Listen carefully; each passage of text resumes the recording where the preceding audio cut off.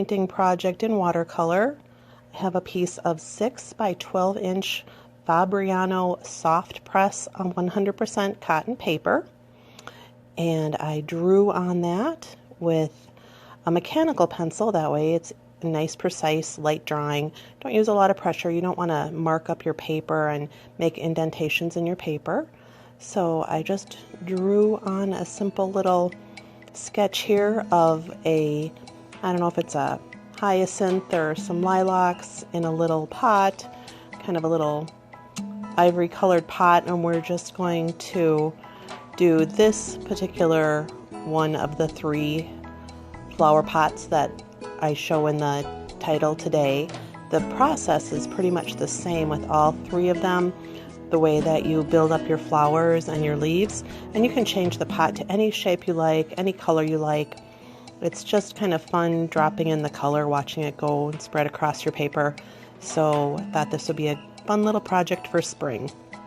If you don't want to watch me drawing this out, you can go ahead and just fast forward through this process. It just shows me kind of sketching out. I do have a copy of the drawing on my Facebook page at LaDonna's class page, and you can ask to be a member of that. I do also have it on my Instagram under Koyman LaDonna, and that's Koyman LaDonna, all one word.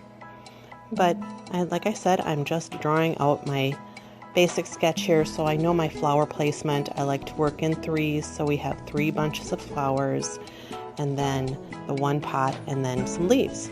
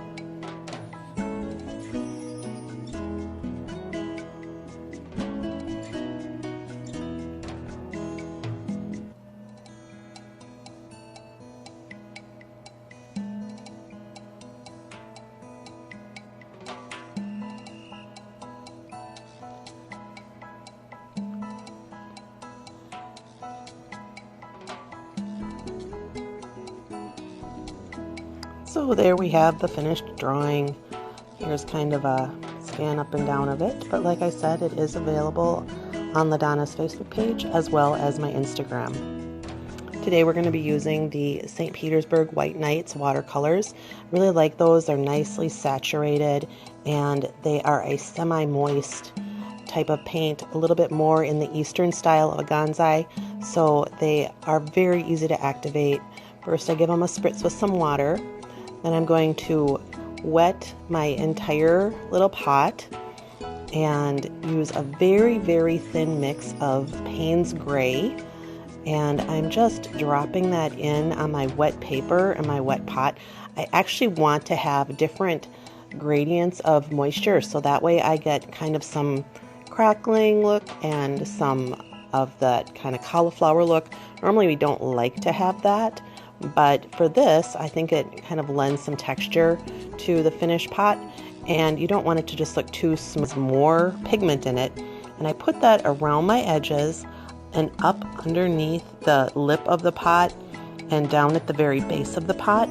And notice that I'm really making sure that I'm moving in the direction of the shape of the pot. So that way it reinforces that it is a round pot and that it's not a flat disc. So once I get all my color in there, then I took my brush and I dipped it in some water and I just splashed some of that water, clean water, onto my wet paper and my wet pot. And what that does is the clean water will actually push that pigment out of its way and give you some more of that texture and some more of that kind of crazed look that old ceramic has. And you just go back and clean up any edges that you want. Get a little bit more shadow in there.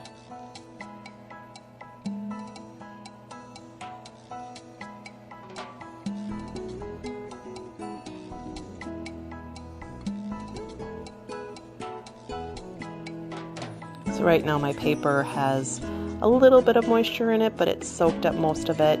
The nice thing about using this 100% cotton paper is it gives you a very even distribution of your moisture, so it's really easy to control.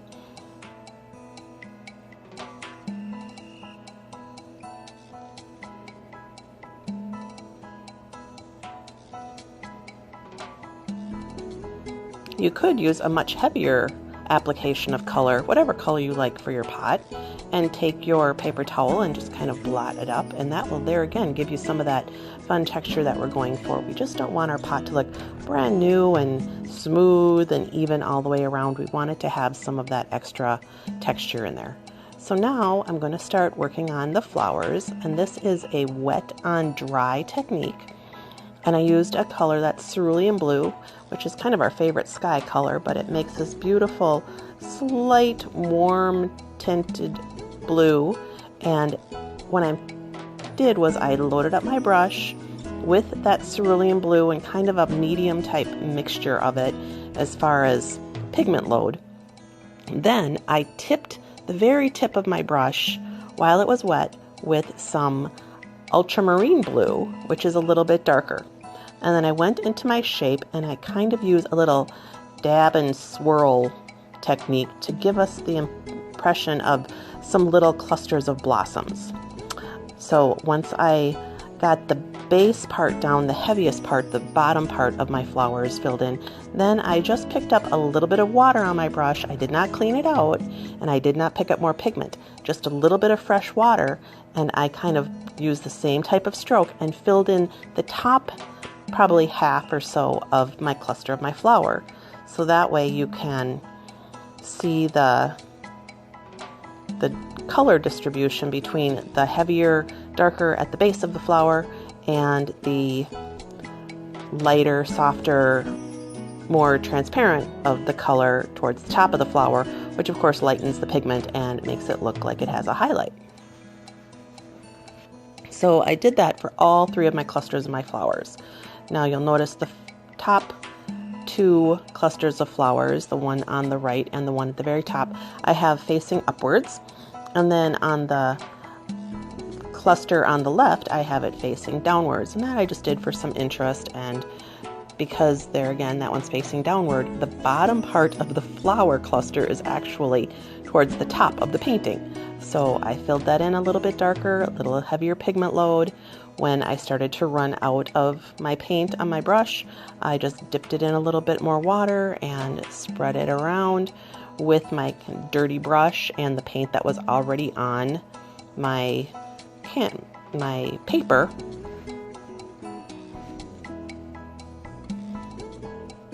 And I wanted to get a little bit more of a shadow down towards the bottom there of my bottom cluster. So now that my paper has dried a little bit, I actually went into some Prussian Blue, which is a really beautiful shade of blue. It's kind of a little bit more warm, but it's nice and dark.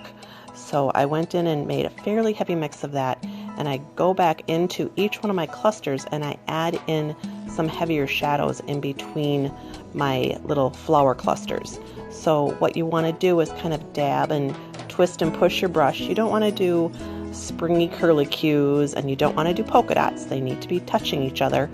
And you'll notice when you look at the clusters, there are some areas of the clusters where it's lighter and some areas where it's darker.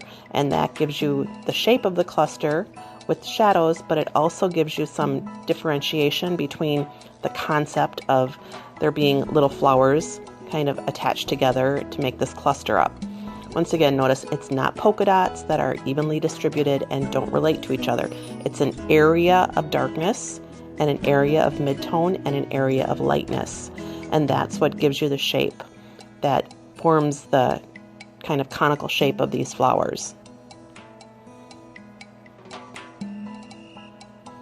So I let that dry on its own. I had a fairly good amount of paint on there, and I didn't want to use a dryer on it because there again, it would blow it around. If it was something where I had less paint, I would definitely just use a hair dryer and get it dry. But I wanted this to kind of sit flat, level, and be able to have time to kind of do its thing and mingle around and let the paints and the pigments do their natural watercolor thing and give you that beautiful gradients and those soft lines that are blurred between your different shades of color. So once it dried a little bit more, I went back in and I did even darker down towards the bottom again of my clusters. And this is again the Prussian Blue with a little heavier pigment load and less water on my brush, more paint. And I'm just dabbing in between, adding some shadows in between what would be the concept of our little flowers that would be making up these clusters.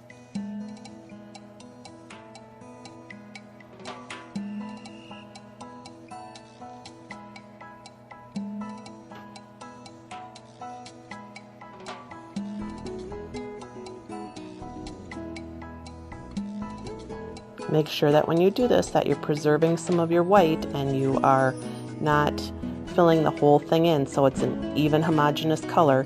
You won't have any type of definition, and you definitely will lose any dimensionality that you're trying to get in the shape of these clusters of flowers. Then I had a little bit of extra paint on my brush, and once I just tapped the top of the brush and made some spatters of the blue all around.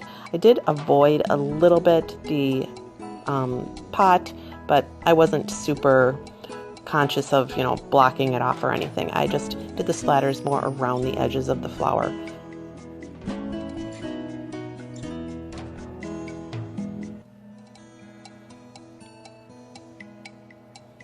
Went back in, darkened up a little bit more. Every layer that I put in that's getting a little bit darker and a little bit deeper, I do less and less of it. So if you think of filling in 100% of the shape of your flower with that lightest wash, and then maybe 75% of the flower is the mid-tone, and then 50% you have those dark area that's towards the base of the flower, and then 25% is just going to be some very dark shadows that are going to really define and give the character and the definition to your shape and give you that individual little flower look like it's a cluster of flowers. And every time I have a little extra paint on my brush, I just spatter it around my edges.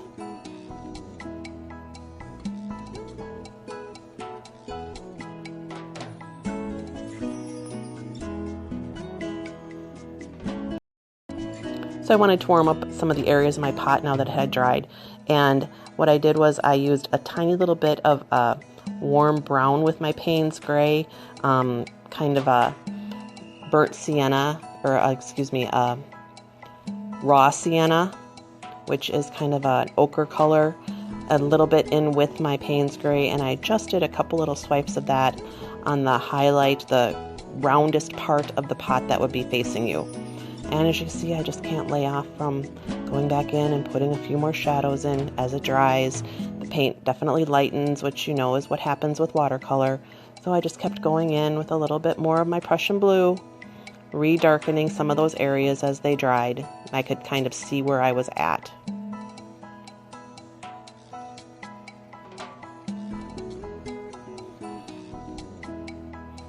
And don't forget to follow me on Instagram, check out my Etsy shop, Stitches Brew, and sign up for LaDonna's class page on Facebook. So here we've got everything is all nice and dry.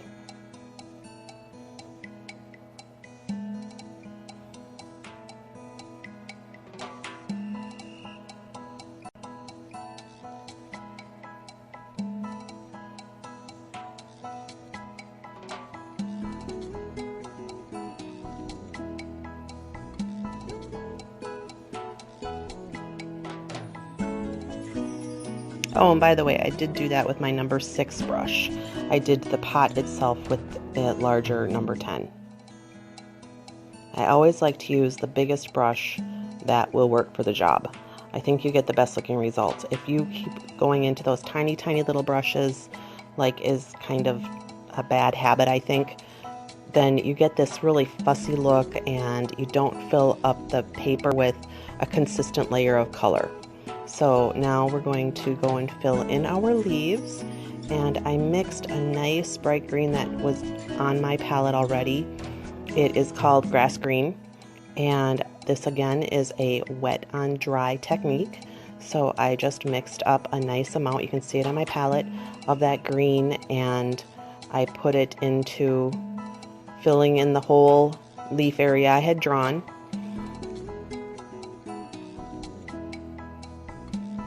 Painted in my stems using the tip of my brush.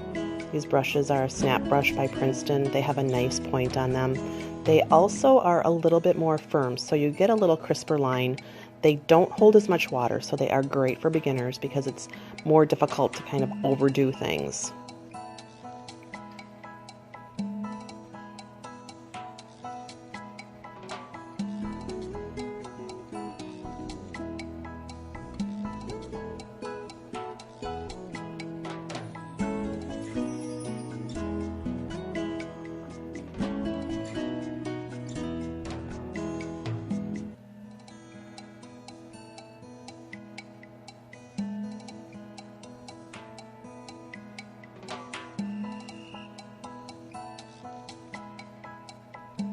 So I'm just filling in my larger leaf shapes, filling in my stems. With my stems, I do use a little heavier load of paint with more pigment on them. I want them to be darker, and that's an easy way to get a darker color with watercolor is just use less water and more paint. Then I mixed a little bit of my Prussian Blue in with that green to make a darker shade of green. And I'm going back while my leaves are just a little bit damp. They're not completely dry, and I'm drawing in some of my veins. Now we don't want all of our leaves to be the exact same tone, so some of them I did add a little bit of yellow to my green paint and made it a little bit brighter. Some of them I added a little bit of the indigo blue to it and darkened them up a bit. I always kept where there would be a shadow where one leaf was overlaying another one. On the shadow side, I would use a darker green. On the upper edge, I would use a brighter green that I had mixed a little bit of yellow into. Now you'll notice that none of my leaves are touching at this point. They're all wet. And if I go back and do wet right next to wet, the entire thing is going to bleed into each other, and you're going to lose the shape of your leaf. Now, sometimes that's what you want. If you want a really super loose, impressionistic type of floral painting, you can absolutely work your wet areas right next to each other. But I wanted to have a little bit more definition between my leaves and my flower clusters in my pot. So on this one, I did work wet areas all by themselves and then would let them dry before I would go back in and work the next wet area that would be next to it.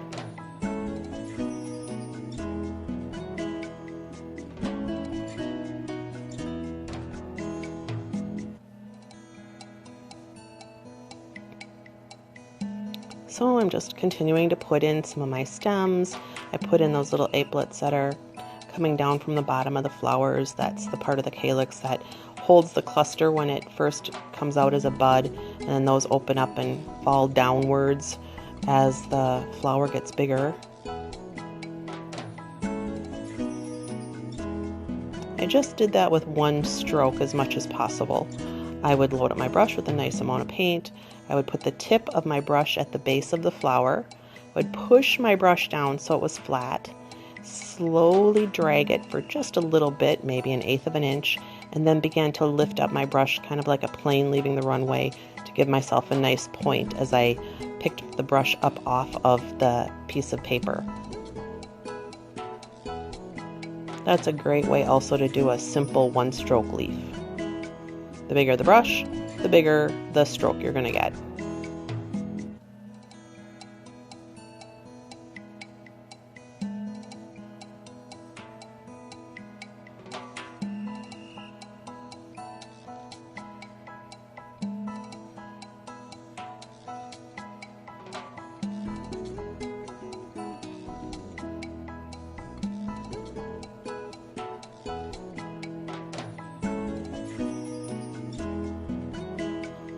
So once you have the base color of your leaves in, you can go back and start adding some of your shadows.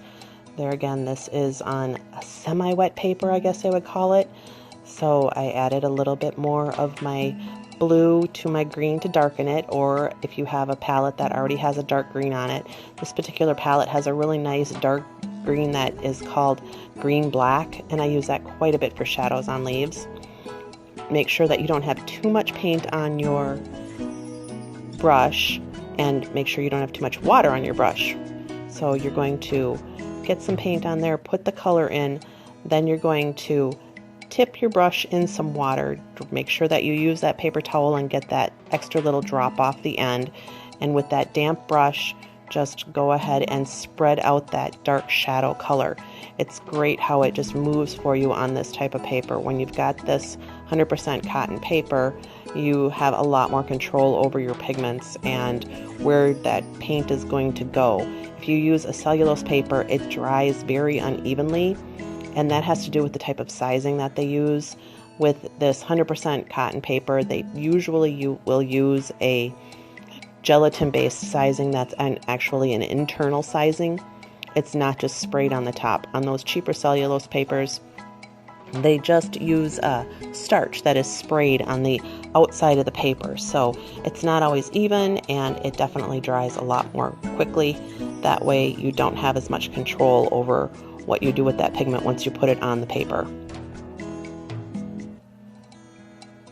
I'm just taking my time and enjoying filling in these leaves, watching the paint do its thing.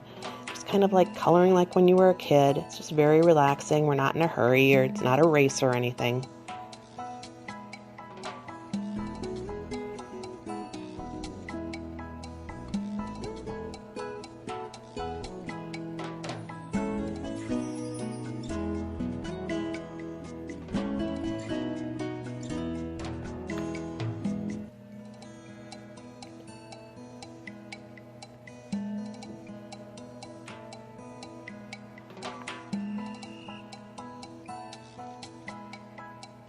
And I'm just kind of putzing here, adding a few little curlicues down at the base of the pot. I wanted to have a little bit more depth, so I went back in with some darker green down towards the base where the stems are coming out of the pot. You'll notice I did flip my paper upside down.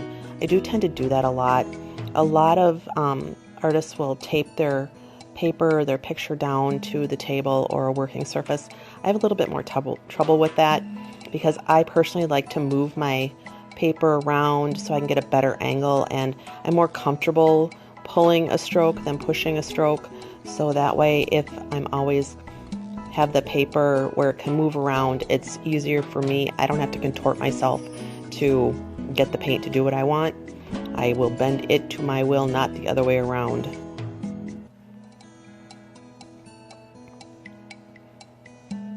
So I'm working on getting some nice dark shadows down at the base there and coming around some of those overlaps with the leaves so you get definition between your different elements. You can see a leaf versus a stem versus the little applets that are coming out from the flowers. I did also take some of that dark green and gave a couple little flicks on the flowers that looked like maybe there were some little stems or some little pokes of green sticking through, just so they're not a solid blob, I guess, of the purple. Break it up a little bit with some of those little green stems coming through. And then at the base there, I used the same kind of a scumbling motion that I did on the flowers. Just kind of a random curly cue, push a little bit here, swirl a little bit there to give yourself some moss that looks like it's coming out of the pot.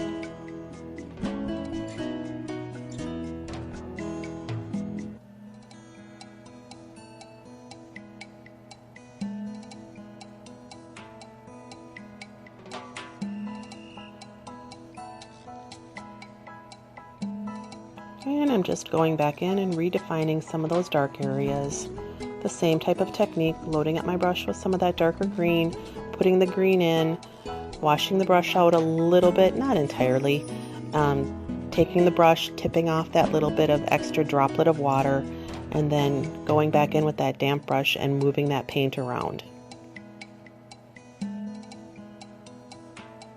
That's called glazing, and the only way you can do that is if the layers underneath are dry. If you do it on a layer that is still pretty wet, all you're going to do is push the entire amount of pigment around, and the two layers are going to blend with each other. So that's why when you're doing this, where you want to get a little deeper shadow on top of there, you have to make sure that you don't use too much paint or water on your brush, because it will reactivate those layers underneath, and we don't want to do that. We want to lay a nice dark layer on top of the previous layer of paint.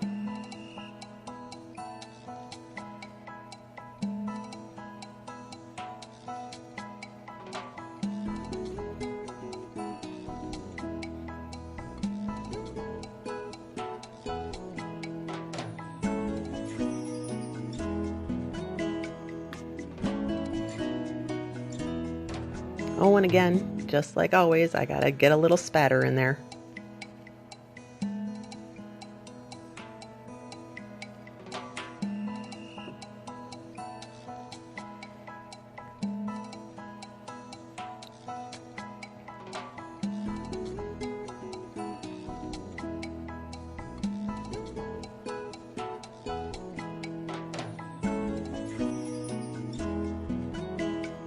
So there you go, that's the basic structure of our painting. Now when I was looking at it, I thought, it's still, that pot looks a little bit flat. So I mixed up a little bit of that warmer brown again, put a little bit more of that down onto my pot. I also wanted to get a little bit more color in. It's super subtle, but I think it does add kind of a little bit more dimension and warmth.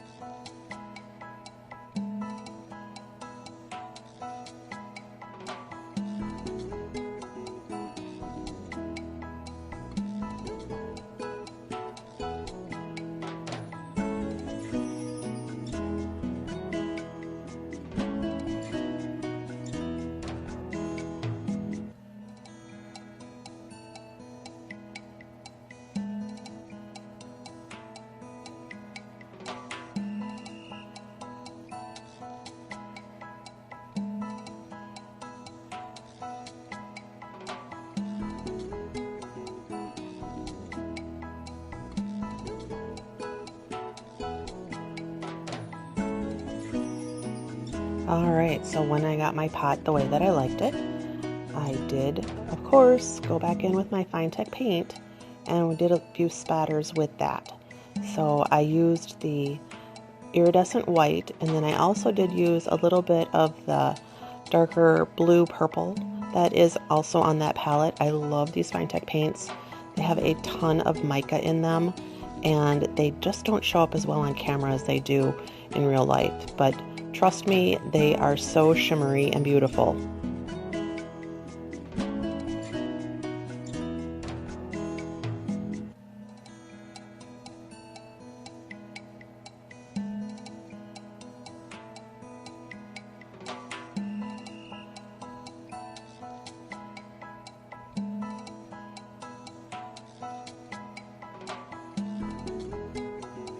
So I spattered some of that Finetec on my flowers, a little bit around the whole piece. I did also use a little bit of the pink, and I wanted to pull in a little bit of that warm color that was on my pot. So I used the copper and the pink together from the Finetec, and I spattered that also all over the whole palette, and means the whole painting.